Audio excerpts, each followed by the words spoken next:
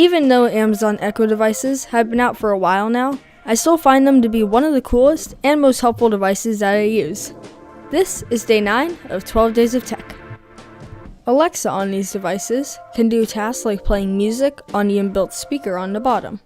Alexa can stream music from various places like Spotify, iHeartRadio, Pandora, and of course, Amazon's own Prime Music.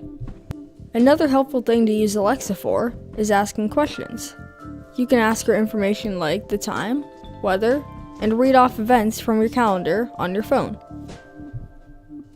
What I end up getting the most use out of is using Alexa for smart home integration. I use the Echo to control devices like my Philips Hue lights.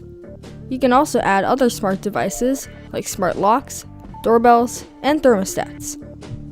If you enjoyed this video, please give it a like and subscribe to more tech videos. I'll see you next time on 12 Days of Tech.